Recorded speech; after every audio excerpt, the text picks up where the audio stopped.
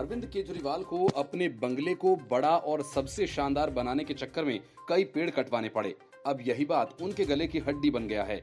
NGT यानी national green tribunal ने पर्यावरण नियमों के उल्लंघन के आरोपों की जांच के लिए एक समिति गठित की है।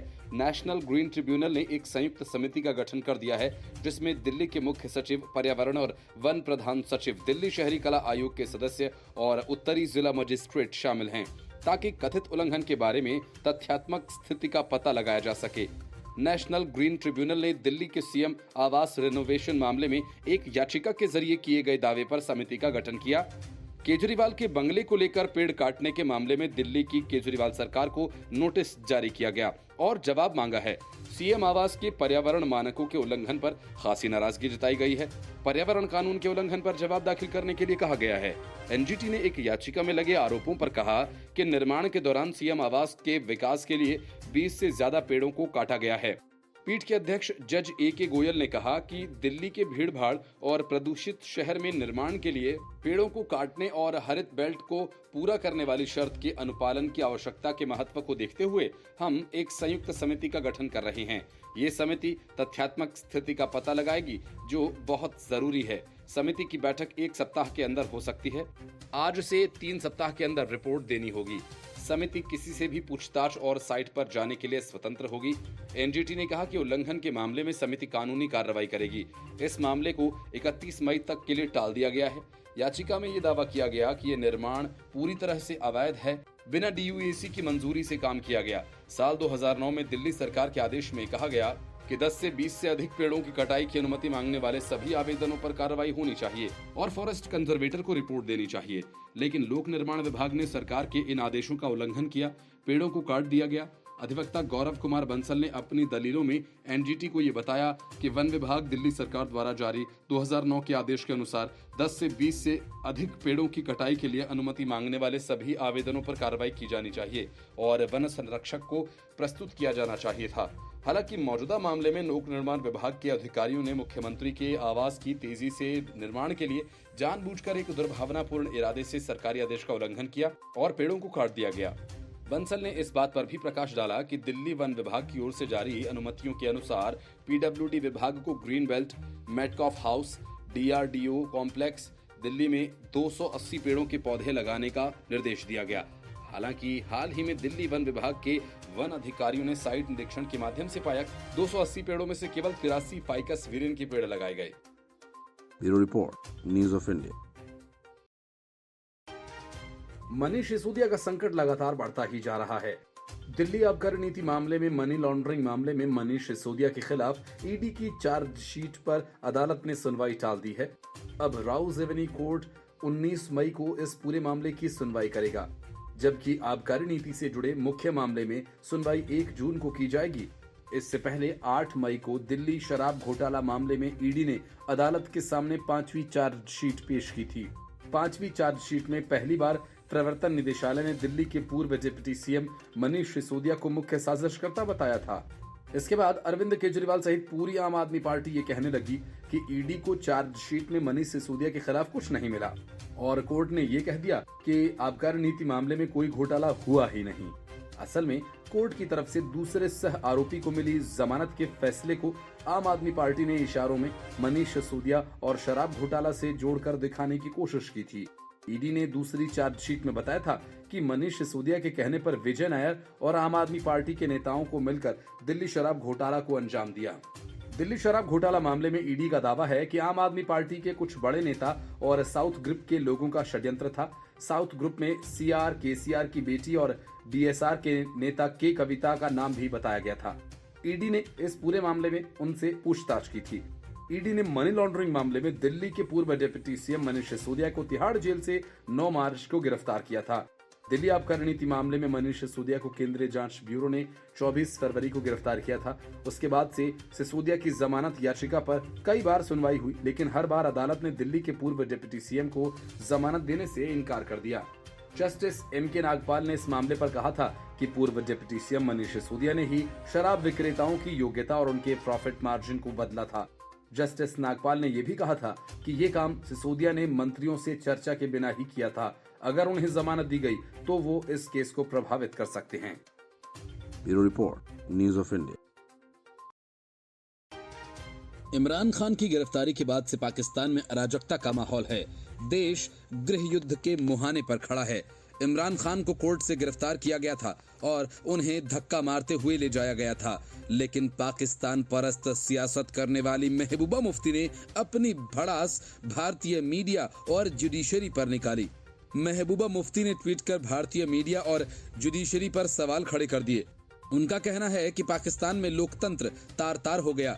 महबूबा मुफ्ती ने कहा कि पाकिस्तान में अब एकमात्र आशा की किरण है एक स्वतंत्र न्यायपालिका और एक मीडिया, जो कि भारत की मीडिया और जुडिशरी से पूरी तरह से विपरीत है। उन्होंने कहा कि राजनीतिक प्रतिनिधियों को तुच्छ आधारों पर गिरफ्तार किया जा रहा है। पूर्व मुख्यमंत्री फारूक अब्दुल्ला का भी इस मामले को लेकर बयान सामने आया। उन्होंने कहा कि एक स्थिर पाकिस्तान भारत के लिए काफी जरूरी है। अस्थिर पाकिस्तान सभी पड़ोसियों के लिए खतरनाक है। उन्होंने कहा कि वह चाहते हैं कि वहां लोकतंत्र फिर से स्थापित हो। दुर्भाग्य से आजादी के समय से ही पाकिस्तान का एक कपटी इतिहास रहा है। उनके पहले प्रधानमंत्री की भी हत्या हुई थी। इमरान खान की गिरफ्तारी को लेकर देश भर में प्रदर्शन जारी है। कई जगहों से हिंसा की खबरें भी आईं। इस हिंसा में कम से कम 3 लोगों के मारे जाने की खबर है। पाकिस्तान के पंजाब प्रांत सहित कई राज्यों में स्कूल कॉलेजेस को बंद कर दिया गया है। हंगामे को देखते हुए इमरान खान को फिलहाल कोर्ट में पेश नहीं किया जाएगा। मामले की सुनवाई उसी जगह होगी जहां उन्हें रखा गया है। लाहौर, पेशावर, क्वेटा, कराची और रावलपिंडी सहित कई जगहों पर हिंसा की खबरें हैं। पीटीआई के प्रदर्शनकारी सरकारी संपत्तियों और पुलिस एवं सैन्य कार्यालयों को निशाना बना रहे हैं। पुलिस और सेना सहित पाकिस्तान के सुरक्षा बलों ने इन्हें रोकने की कोशिश की। बड़े पैमानों पर वाहनों पर संपत्तियों को नुकसान पहुंचाया जा रहा है। प्रदर्शनकारियों की योजना इस्लामाबाद पहुंचने की है। इमरान खान को तोशाखाना मामले में गिरफ्तारी के बाद उनकी पार्टी पाकिस्तान तहरीक-ए-इंसाफ ने पूरे पाकिस्तान में बंद और प्रदर्शन का ऐलान किया है। इसको देखते हुए लगभग पूरे पाकिस्तान में इंटरनेट सेवाएं बंद कर दी गई हैं। पीटीआई के नेताओं का ये कहना है कि उन्हें और वकीलों को इमरान खान से मिलने नहीं दिया जा रहा है। Bureau report, news of India. Nitish Kumar Congress और उनके पीएम कैंडिडेट के लिए विपक्ष का समर्थन जुटा रहे हैं, तो दूसरी तरफ ममता बनर्जी ने सुब्रमण्यम स्वामी को गुप्त काम पर लगा रखा है। यही वजह है कि दोनों गुपचुप मिलते हैं और किसी को कानो कान खबर नहीं होती। ममता बनर्जी के साथ अपनी गोपनीय मुलाकात का खुलासा खुद सुब्रमण्यम स्वामी ने किया और कहा कि उन्हें देश का प्रधानमंत्री बनाना चाहिए। मतलब ये कि ममता बनर्जी को पीएम बनवाने की जिम्मेदारी सुब्रमण्यम स्वामी ने ले रखी है। सुब्रमण्यम स्वामी ने कोलकाता में federation of India chambers of commerce and industry द्वारा आयोजित कार्यक्रम में एक इंटरैक्टिव सेशन के दौरान कहा कि ममता बनर्जी को भारत का प्रधानमंत्री बनना चाहिए। वो बहुत साहसी महिला हैं। आप देखिए कि उन्होंने कम्युनिस्टों से कैसे लड़ाई लड़ी। मैं उनसे 10 दिन पहले मिला था, लेकिन किसी को इस बारे में पता नहीं है। स्वामी ने कहा कि आज देश को एक मजबूत विपक्ष की जरूरत है जो सत्तारूढ़ पार्टी यानी भाजपा से डरे नहीं। पश्चिम बंगाल के मुख्यमंत्री के साथ बैठक के बारे में पूछे जाने पर स्वामी ने कहा कि इस दौरान उनकी बात आगामी लोकसभा चुनाव और 2024 के भारतीय अर्थव्यवस्था कैसी होगी इस पर हुई। वे देश में सबसे शक्तिशाली महिला नेता किसे मानते हैं? इस सवाल के जवाब में स्वामी ने कहा कि एक समय था जब मैं जयललिता और मायावती को सबसे शक्तिशाली महिला नेता मानता था, लेकिन आज के समय में ममता बनर्जी देश की सबसे शक्तिशाली महिला नेता हैं। उनमें इतनी हिम्मत है कि वे किसी भी मुद्दे पर लड़ सकती हैं। टीएमसी चीफ ममता बनर्जी को कोई भी ब्लैकमेल नहीं कर सकता। विपक्ष के बारे में सुब्रमण्यम स्वामी ने कहा कि मैं आज ऐसे कई लोगों को जानता हूं जो मौजूदा सरकार के खिलाफ एक हद से आगे नहीं बढ़ेंगे, क्योंकि उन्हें डर है कि कब ईडी आ जाए। ये भारत के लोकतंत्र के लिए अच्छा नहीं है। हमें ऐसे विपक्षी दल की जरूरत है जो डरे नहीं और न ही सत्ताधारी दल का दोस्त हो। ये पहली बार नहीं है जब सुब्रमण्यम स्वामी ने ममता बनर्जी की तारीफ की हो। इससे पहले 2021 में स्वामी ने ममता बनर्जी की तारीफों के पुल बांधते हुए उनकी तुलना जयप्रकाश नारायण, राजीव गांधी, मोरारजी देसाई और पीवी नरसिम्हा राव से की थी। इसके अलावा पिछले साल स्वामी, जो अक्सर खुद को विराट हिंदू कहना पसंद करते हैं, ने 2021 के चुनाव के बाद की हिंसा से राज्य में कई हिंदुओं के मारे जाने का बाद भी कोलकाता में पश्चिम बंगाल की सीएम ममता बनर्जी से मुलाकात की थी और इस दौरान स्वामी ने एक बार फिर से बनर्जी की प्रशंसा की और उन्हें साहसी और करिश्माई महिला नेता बताया। Bureau report, news of India.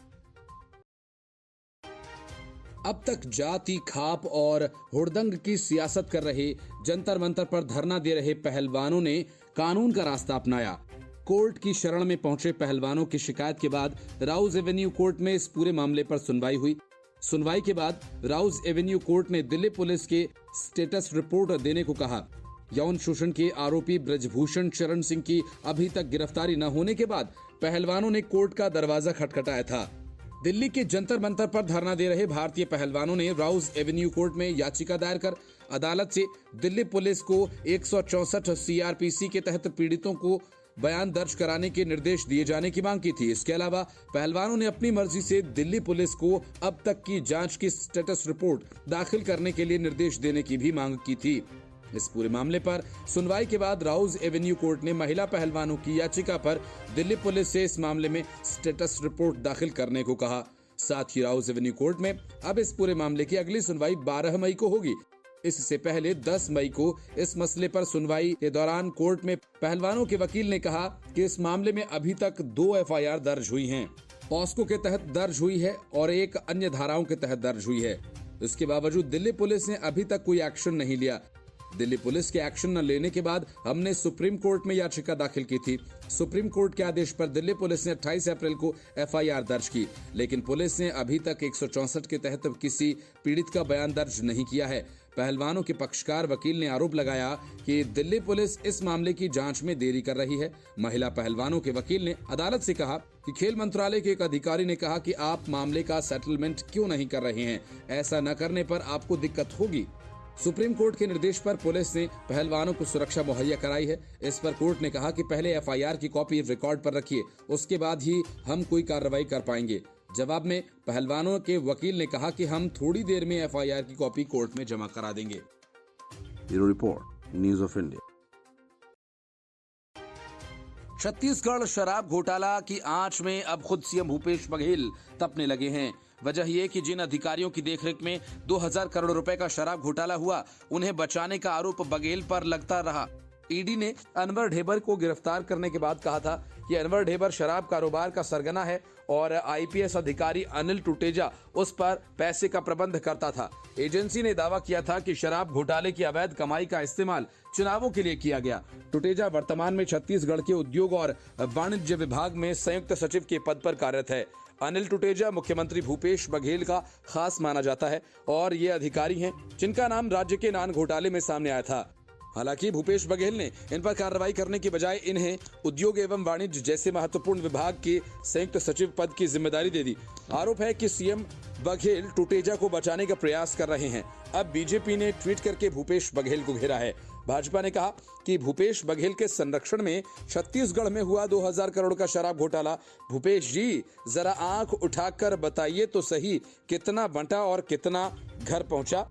दरअसल ईडी ने पहले इस मार्च में कई स्थानों पर तलाशी ली थी। इसके साथ ही विभिन्न व्यक्तियों के बयान दर्ज किए गए थे। इस दौरान ये निकलकर सामने आया कि साल 2019 से 22 के बीच 2000 करोड़ रुपए के भ्रष्टाचार और मनी लॉन्ड्रिंग किए गए। ईडी ने इसके सबूत भी एकत्र किए हैं।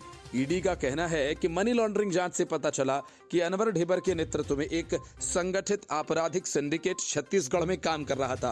अनवर ढेबर की आड़ में उच्च स्तर के राजनीतिक अधिकारियों और नौकरशाहों के द्वारा अवैध काम को अंजाम दिया जा रहा था और इसके लिए उन लोगों ने व्यक्तियों एवं संस्थाओं का एक व्यापक नेटवर्क तैयार किया था। इस घोटाले को 3 तरीके से अंजाम दिया गया। पहला, सरकारी शराब की बोतलों पर 70 से 150 रुपए प्रति केस अनवर दुकानदारों से कमीशन लेता था और दूसरा, उसमें दूसरे पैटर्न में नकली शराब बनाकर सरकारी दुकानों के माध्यम से बिक्री करवाई जाती थी और उसका पैसा खुद रखता था। तीसरा पैटर्न था लाइसेंस में कमीशन लेना और एक वार्षिक कमीशन था जिसका भुगतान मुख्य डिस्टिलर्स द्वारा डिस्टिलरी लाइसेंस प्राप्त करने और CSMCL की बाजार खरीद में निश्चित हिस्सेदारी प्राप्त करने के लिए किया जाता था। छत्तीसगढ़ में शराब की बिक्री 800 सरकारी दुकानों के जरिए की जाती है। निजी दुकानदारों को शराब बेचने का अधिकार नहीं है। दुकान चलाने वाले लोगों के मैन पावर से लेकर कैश कलेक्शन तक का काम राज्य सरकारी कंपनीज छत्तीसगढ़ राज्य विपणन निगम लिमिटेड देखती है। अनवर ढेबर अपने राजनीतिक आकाओं अधिकारियों के सहयोग से एक आयुक्त और एमडी तक पहुंच बनाने में कामयाब हो गया। ईडी का कहना है कि सिंडिकेट में राज्य के वरिष्ठ नौकरशाह नेता और आबकारी विभाग के अधिकारी शामिल हैं। Bureau report, news of India. कुर्सी लूटो और कुर्सी बचाओ का खेल कर रही कांग्रेस पर पीएम मोदी ने निशाना साधा, लेकिन उन्होंने ऐसा किया जिसकी तारीफ अब कांग्रेस खुद भी कर रही है। पीएम मोदी ने सीएम गहलोत को सिर्फ अपना दोस्त ही नहीं बताया, बल्कि दोस्ती का फर्ज भी अदा किया। पीएम मोदी ने मंच से ऐसा उदाहरण पेश किया कि चारों तरफ इसकी तारीफ हो रही है। राजस्थान के नाथ द्वारा में आयोजित कार्यक्रम में पीएम मोदी ने 5,500 करोड़ रुपए की लागत से विकास कार्यों का लोकार्पण किया और इस अवसर पर पीएम मोदी, अशोक गहलोत, राज्यपाल कलराज मिश्र, राजस्थान विधानसभा अध्यक्ष सीपी जोशी भी मंच पर मौजूद थे। जैसे ही गहलोत अपने भाषण के लिए उठे तो जनता मोदी मोदी के नारे लगाने लगी। तब मोदी ने कुछ ऐसा किया जिसका वीडियो अब सोशल मीडिया पर वायरल हो गया। मंच पर गहलोत अपने संबोधन के लिए कुर्सी से उठे ही थे कि मोदी मोदी के नारे लगने लगे। गहलोत के संबोधन के दौरान मोदी मोदी के नारे लगाने वालों को शांत रहने को कहा। मंच से दोनों हाथों से जनता को चुप कराने की कोशिश की, लेकिन लोग शांत नहीं हुए तो पीएम मोदी ने भाजपा प्रदेश अध्यक्ष सीपी जोशी की ओर इशारा किया। प्रधानमंत्री का इशारा मिलते ही सीपी जोशी मंच पर खड़े हुए और जनता से शांत रहने की अपील की। इधर मोदी के इस अंदाज को देखकर गहलोत भी सहज दिखे और अपना संबोधन जारी रखा। प्रधानमंत्री नरेंद्र मोदी राजस्थान के दौरे पर पहुंचे थे। पिछले 7 महीने में ये उनका 5वां दौरा था और इससे पहले वे 30 सितंबर 2022 को आबू रोड आए थे और तब उन्होंने देरी की वजह से फिर आने का वादा किया था और इसके बाद वो 1 नवंबर को बांसवाड़ा के मानगढ़ धाम और 28 जनवरी 2023 को भीलवाड़ा के आसिंद पहुंचे थे। आसिंद में देवनारायण जयंती कार्यक्रम में वे शामिल हुए थे, जबकि 12 फरवरी को दौसा में आयोजित विकास परियोजनाओं के लोकार्पण कार्यक्रम में वे पहुंचे थे। Bureau report, news of India.